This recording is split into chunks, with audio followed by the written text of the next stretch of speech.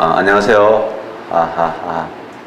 예, 행정법도 잘하지만은, 초절정 미남, 하근양 선생입니다.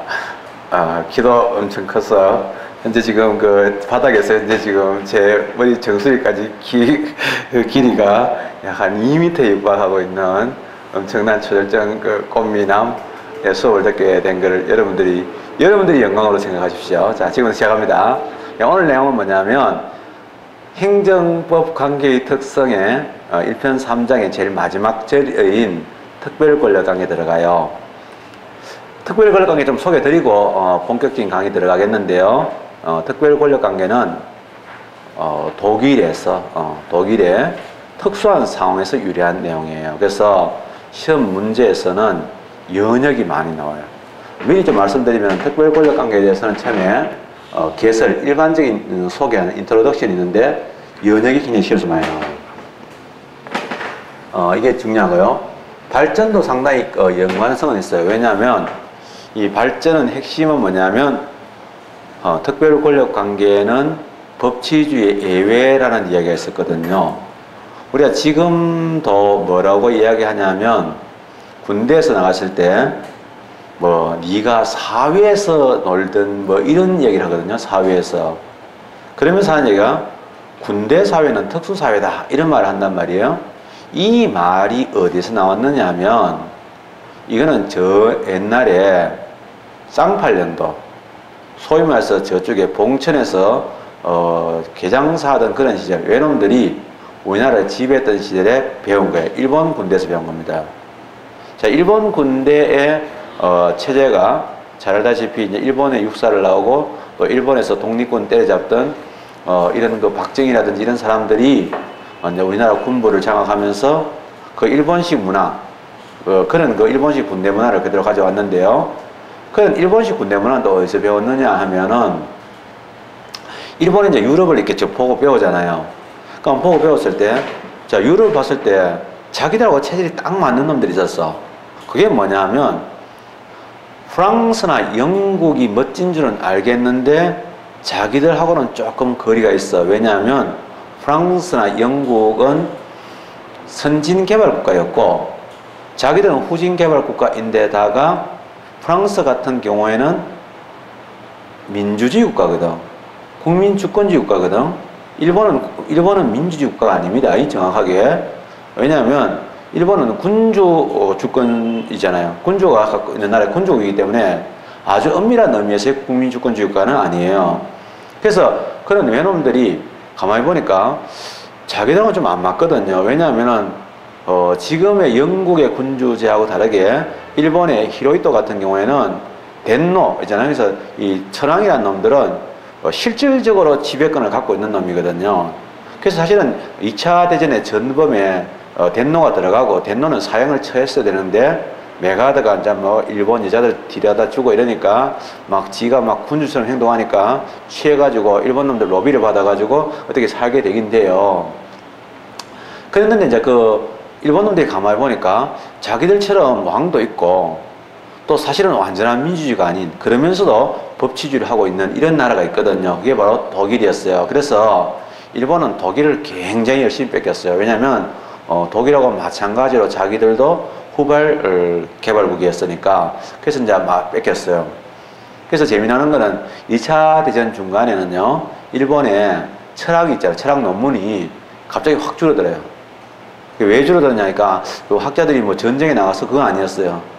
전쟁에 나가서 동원돼 가지고 연구할 학자가 없었나 그게 아니고요. 학자들 전쟁에 동원되지 않지만은 뭐였나 하면은 독일에서 철학 서적이 수입이 잘 안 돼 가지고 2차 대전 중에는 그래가지고 안 될 정도로 일본이 그렇게 독일에 종속돼 있었어요. 그러나 어쨌든 간에 독일에 많은 제도를 배웠는데 우리도 이제 그 제도를 다 배웠어요. 이런 분열 같은 거, 열병식 같은 거 이런 것들은 기본적으로 다 뭐냐 독일 제도예요. 우리 거는. 또는 우리가 저쪽에 하사관 제도 같은 거 있죠. 이 하사관 제도도 사실은 독일 제도예요. 그래서 가끔 가다가 독일의 그 영화를 보면은 전쟁 영화를 보면은 하사관들의 기능이 되게 중요하게 여겨지고요. 또 히틀러도 하사관 출신이에요. 그래서 하사관 제도도 걔들 제도고요. 그래서 이제 그 제도를 그대로 다 뺏겨옵니다. 근데 그때 이제 독일에서 생긴 독특한 제도가 하나 있었는데 그걸 같이 가져오게 돼요. 그건 뭐냐면 행정 주체 국가가 대외적으로 국민하고 관계, 즉 국가와 국민의 관계에서 국가라는 것은 하나의 이제 국가가 있으면 국민은 밖에 있는 거잖아요. 이걸 보고 대외적이라 그래요. 그럼 국가가 국민을 지배하는 이런 관계는 이때 이제 지배되는 국민은 뭐냐? 모든 국민이거든요. 자, 모든 국민을 뭐라고 하냐 하면 두 가지로 표현해요. 일반적이라고 표현해요. 일반 국민이니까 일반적이라고도 표현해요. 모든 국민, 일반적 이런 말이 같은 말이에요. 그래서 모든 국민을 이러한 지배하는 관계는 그거는 국가와 국민의 관계고 국민은 기본권을 갖고 있으니까 그거는 법치가 적용된다. 왜냐하면 국가도 행정법 관계의 당사자고 국민도 행정법 관계의 당사자니까 이 당사자 간에는 법률이 적용된다 이렇게 생각하는 거예요. 그런데 그거 말고 당사자, 법 인격을 가지고 있는 당사자인 국가하고 그 다음에 자연인, 국민 있죠? 국민한 것도 뭐냐? 생체 조직으로 되어 있잖아요. 뭐 뇌라든지 또는 운동기관 이런 걸로 이렇게 생체 조직으로 되어 있잖아요. 되어 있고 그 다음에 뭐냐면 국가도 뭐냐면 행정 조직으로 되어 있단 말이에요. 그래서 오죽하면은 국가의 본질에 대해서 기르케 같은 사람들, 기르케는 여러분들이 아마 초등학교나 중학교 때 배웠을 거예요. 유기체설을 주장했던 이유도 국가도 하나의 생체와 같다. 마치 근데 그러면 국가라는 행정 조직을 구성하는 부분 하나하나를 보니까 물론 그걸 크게 기능별로 나누면 장기가 나누겠죠. 뭐 우리가 순환기능 또는 소화기능 이렇게 나눌 때는 소화기관 이렇게 하지만은 순환기관이든 소화기관이든 간에 전부 다 그걸 구성하는 마지막 단위는 뭐냐면 세포가 해당되는 게 바로 뭐냐면 공무원이란 말이에요. 공무원. 그러면 국가와 이 행정 주체 안에서 내부적으로 상위 기관이 또는 하위 기관 보고 명령을 내리겠죠. 우리도 이제 몸에 만약에 심장이 펄떡펄떡 뛰잖아요. 심장은 하루에 몇 톤의 어떤 그 피를 뿜어내게 되는데 그렇게 죽을 때까지 심장은 계속 일을 해야 돼.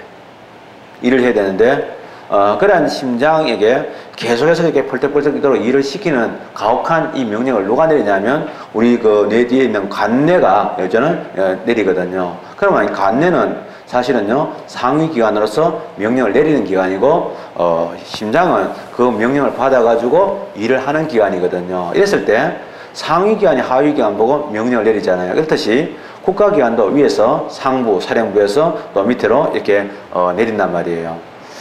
자, 이랬을 때 그러면 어쨌든 간에 국가기관인 그 공무원의 경우는 사람이기도 한데 어쨌든 간에 그 당시에는 뭐로 보냐면 국가의 한 부분, 즉 기관으로 보기 때문에 상위 기관이 하위 기관에게 내리는데 하위 기관할 때 기관은 법인격이 없는 거예요. 그래서 이때는 독일에서 그 당시에 특별하게 기본권의 주체를 보지 않았어. 그래서 행정부 내부는 행정 주체 간의 당사자 간에는 법률 관계니까 법이 적용될 수 있고 법주의가 적용되지만은 마치 자연인의 머리가 손발에게 명령을 내리는 것은 법률의 근거가 필요 없잖아요. 그렇듯이 법이 적용되지 내 몸에는 법이 침투할 수 없고 법이 적용할 수 없는데 그런 관계처럼 국가도 내부는 행정체 내부에서 일어난 일에 대해서는 또는 어떤 명령을 내리더라도 그거는 법치가 적용될 수 없고 법이 적용되지 않는다. 이런 말을 하게 된 거예요. 그래서 그걸 보고 법의 불침투설이라는 그런 법의 불침투설이라는 그런 학설을 만들게 됩니다. 그런 학설에 근거해가지고 행정부 내부, 즉 군대 사회 내부 또 행정조직에서 대통령이 공무원에게 어떤 명령을 내리는 거 이런 것들은 전부 다 뭐냐 별도로 있잖아요. 의회가 만든 법에 의한 간섭을 받지 않는 영역이다. 이런 생각을 하게 됐어요. 그 당시 생각에. 네, 그렇게 해서 이제 만들어진 이론이 자 우리가 전에도 일반 얘기할 때는 모든 국민이고요. 특별한 말은 뭐냐면 범위가 한정된 거죠. 그래서 군대 사회라든지 공무원 사회 한정되게 지배권을 가지는 이런 권력을 뭐냐 특별 권력이라고 하게 되고 이 특별 권력이 이제 일반 권력 관계가 어떻게 다르냐 하는 이야기인데요. 과거라고 하기에는 너무 오랜 시간이 아닌데 한 지금부터 한 7, 8년 전까지만 해도 특별 권력 관계로는 굉장히 출제가 많이 돼가지고요.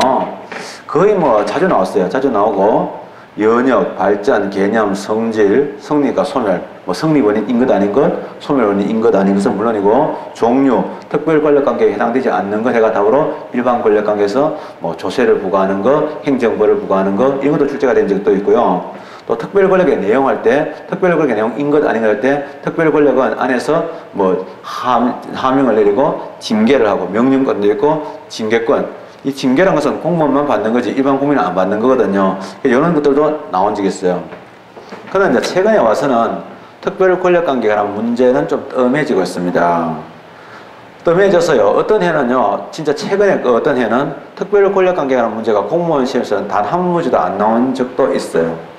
안 나온 적도 있고, 또 한 문제만 나온 해도 있고, 이래요. 그래서 그만큼 범위가 줄어들었는데, 그러나 그렇다고 해서 이걸 우리가 무시할 수 있는 내용은 아니에요. 왜냐하면, 특별 권력 관계 이론은요, 굉장히 중요한 이론 이유가, 첫째로 제일 중요한 부분이 행정수당의 대상 범위, 법치주의, 우리가 행정소송 되게 중요한 파트잖아요. 그때 연계되어 있어요. 행정소송의 대상하고 관련되어 있고요.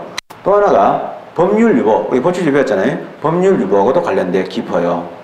그래서 이거는 여러모로 또 관련이 있고, 나중에 행정입법 2편 또 들어가면요, 행정입법에서 행정규칙과 관련이 굉장히 깊어요. 그래서 오늘 나와서 특별권력관계에 대해서 부정설이 통설이다 이런 말은 있어요. 말은 있는데, 그래서 오늘날 일반 권력관계가 구별되는 특별권력관계를 인정하지 않는다는 게 통설이라고 말을 하는 분들이 많이 계시는데요. 문제는 뭐냐, 그 사람한테 묻고 싶은 거는 뭐냐면, 그러면 행정규칙처럼 행정부 내부에서만 구성되어 있고 국민이 안 구성되어 있으면 이 행정규칙은 이 권력을 네가 어떻게 설명할래? 나는 그렇게 물어보고 싶어요. 그냥 독일의 이론을 아무 생각 없이 따라가서 지가 책에서는 2편에서 행정규칙이라는 얘기를 해놓고 나서는 그런 엉터리 소리를 하는가 하면, 두 번째 또 뭐냐, 징계라는 것은, 자, 공무원인 친구하고 공무원이 아닌 친구가 오랜만에 만났어요. 자, 지금 최근 시기에는 제가 학원에 오게 되면 되게 조심스럽고 힘든 시기입니다. 솔직히 말씀드리면. 왜? 발표 나고서 얼마 안 됐을 때 제가 제일 힘든 시기예요. 자, 봐요. 사실은 지금은 저는 복효적 관계에 있는데 합격자들 오죠? 그럼 웃으면서 축하해줘야 돼요.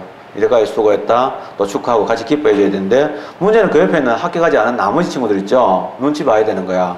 그러면 나는 어느 쪽에 기울여져야 되냐? 합격한 사람 배려보다는 합격하지 않고 남아있는 사람에 대한 배려가 나는 더 중요하다고, 개인적으로. 늘 그래. 그러니까 항상 이게 축제의 기간이 돼야 될 합격자 발표식이 되면 나는 항상 있잖아요. 조심 모드에 들어가는 거야. 조심. 조심해야 되는 이런 모드에 들어가. 근데 이제 사실은 우리가 잘된 친구들을 축하하지만은, 그러나 솔직한 마음은 니는 되는데 나는 뭐지?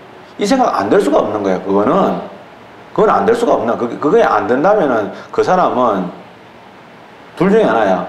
뭐 도인이거나 저쪽에 수영기록의 산에서 뭐 도끼 빠뜨렸니 뭐 이러면서 이런 애 있잖아요. 도끼 같은 거 챙겨주는 도끼 분실신고센터 뭐 이런 거 센터장을 한다든지 뭐 그런 거 해야 되지. 아니면은 정신병원 들어가 있든지 둘 중에 하나야. 그게 뭐 당연히 니는 됐는데 내가 왜 안 됐지? 돌아보게 돼 있습니다. 그래서 이제 사실은 조심스러운데요. 저는 뭐 극히 조심스럽죠. 그런 부분은. 이거는 이제 만약에 합격자들 와가지고 뭐 이런저런 이야기 하겠죠, 그죠? 그래서 뭐 면접 이야기도 나오고 하면, 자, 그거 보고 있는 사람들 입장은 마음이 착잡할 수밖에 없어요. 그게 뭐 좋겠어요, 내 생각에는. 예, 그런데 다시 돌아오죠. 그래서 사실은 그랬을 때냐, 그 합격한 공무원이 만약에 있는데, 자, 내가 이제 됐으니까 싸가지가 있어요, 이 친구는. 그래서 너희들 뭐 한번 이제 공무원 돼가지고 어느 날 이제 청송에서 와가지고 내가 밥 하나 쏠게 이랬어요. 그 후배들 데리고 와가지고, 그래서 동료들 데리고 친구들 데리고 와서 고기 한번 싸줄게 해가지고 너희들 뭐, 자, 나도 작년 때 참 힘들었는데, 자, 이거 먹고 힘내가지고 열심히 공부해라. 내 월급 뭐 박봉이고, 사실은 뭐 공무원들 월급 탄다고 또 생활도 지가 해야 되잖아요. 그게 얼마 되겠어요? 근데 어쨌든 간에 고기 한번 쏘는 거야. 고맙죠? 감사한 마음도 있고 고마운 마음도 있는데, 내가 얻어먹는다는 게 또 기분이 좀 그렇죠? 애매하단 말이야. 감정이 이렇게 섞이게 되면 어떻게 되느냐, 마음이 막 증폭하기 시작하는 거야. 희비가 막 증폭하니까 이 묘한 이제 그 블렌딩이 돼가지고 둘이서 그때 술을 먹게 되는데 과음하게 돼. 그러니까 여러분한테 이제 과음이라는 것은 저